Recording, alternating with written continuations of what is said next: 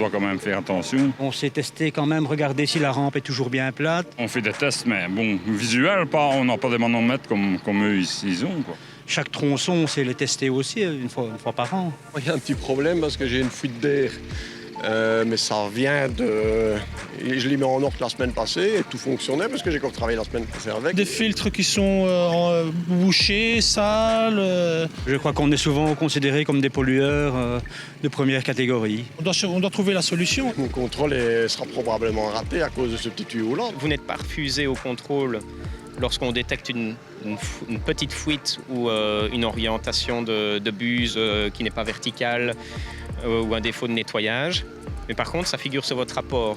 Et il est bien mis que vous devez le réparer pour le prochain contrôle dans 3 ans. 3 ans, c'est long. Vous oubliez, vous perdez votre rapport. Ou alors vous faites votre réparation et puis vous en occupez plus. Vous revenez au bout de 3 ans et l'inspecteur va trouver soit la même fuite, soit surtout, et c'est sûrement le plus courant, une autre fuite qui est apparue ailleurs. En 3 ans, c'est normal, c'est de l'usure. Mais au niveau du contrôleur, lui, une fuite, c'est une fuite. Et selon lui, elle n'est pas réparée depuis les 3 années précédentes. Et là, vous serez refusé. À la question comment autocontrôler votre pulvérisateur, rassurez-vous, la réponse est très simple. Commençons par le test DPA. Si votre pulvérisateur est équipé d'une régulation automatique de type DPA, commencez par mesurer précisément une distance de 50 mètres et délimitez-la clairement. Placez un sac de récolte d'eau sur 4 sections différentes de la rampe, sac de congélation ou sac de course, bref, tous conviennent et peuvent être fixés à l'aide d'élastiques ou de colsons. Vous allez maintenant pulvériser ces 50 mètres comme au champ. Sélectionnez le mode automatique, réglez le régime moteur habituel, prenez de l'élan avec le tracteur et déclenchez la pulvérisation lorsque vous passez le premier repère à l'aide de l'électrovanne principale. Notez le volume par hectare affiché en litres par hectare et coupez la pulvérisation au deuxième repère. Au niveau de l'analyse DPA, jugez la qualité du rinçage sur base de l'eau récoltée. Mesurez le volume de chaque sac et additionnez-les, multipliez le résultat par 100 pour obtenir des litres par hectare et comparez à la valeur affichée en cabine. L'écart autorisé est lui de 10% par rapport à la valeur affichée en cabine. Si le résultat est mauvais, recommencez le test, puis contactez votre réparateur. Pour le test stabilité, dépliez la rampe et ouvrez la pulvérisation en mode manuel sur toutes les sections à pression de travail et régime moteur habituel.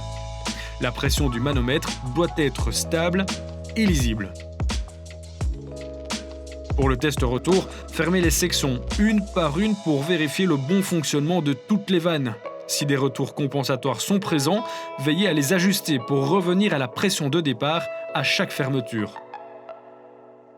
Testons maintenant si vous avez des fuites. Réglez la pression à 4 bars uniquement à l'aide de la commande dédiée.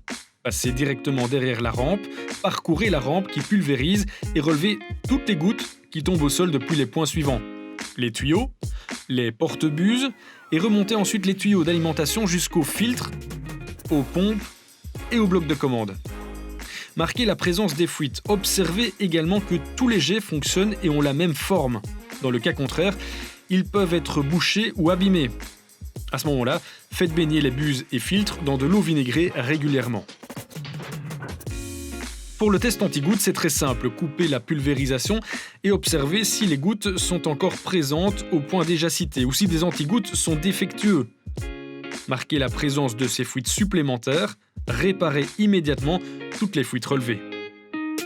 Au niveau du test d'articulation, tirez vivement sur l'extrémité escamotable. Celle-ci doit déclencher, puis revenir seule à sa position une fois relâchée. Pour le test de la verticalité, soulevez l'extrémité de la rampe et observez que toutes les buses sont bien orientées à la verticale. Enfin, pour le protège cardan, vérifiez que celui-ci est complet et surtout bien arrimé. Voilà, toutes ces étapes sont très simples, il vous suffit maintenant de les faire chez vous de manière régulière. Des histoires croustillantes, oui, il y en a eu pas mal. Il y a parfois des gens qui sont un peu froids par rapport au contrôle. Ils voient ça comme quelque chose qu'ils subissent. C'est vrai, c'est un contrôle, certainement. on contrôle la machine, pas les gens, ça c'est une première chose. Et moi j'essaye toujours dans mon travail d'essayer d'apporter quelque chose aux gens. Je trouve toujours bien, c'est de faire le tour de la machine avant de venir. C'est sûr, quelqu'un qui a un souci et qui va le voir, qu'il en a quelque chose à faire du contrôle, il va y regarder avant de venir. Ce qu'on observe depuis 25 ans, c'est une nette diminution des refus. En 95, il y avait un tiers des pulvérisateurs qui étaient refusés. Et maintenant, on est descendu à un seuil qui ne diminue plus trop, qui est de 10%. Donc un pulvé sur 10 est refusé. Par contre, il reste un réservoir de défauts qui revient systématiquement tous les 3 ans, qui ne mène pas nécessairement à un refus du pulvérisateur. C'est ce qu'on appelle des défauts mineurs, donc des très petites fuites, des problèmes de géométrie au niveau de la rampe, d'orientation des jets, d'entretien, de nettoyage, la qualité de l'eau utilisée. Et ça, c'est des choses finalement que l'agriculteur peut suivre lui-même. Et au service d'inspection des pulvérisateurs, on s'est dit, et pourquoi pas encourager les agriculteurs à appliquer une petite méthode simple pour suivre entre 2 contrôles obligatoires, donc pendant une durée de 3 ans, suivre eux-mêmes un peu l'usure de ces points-là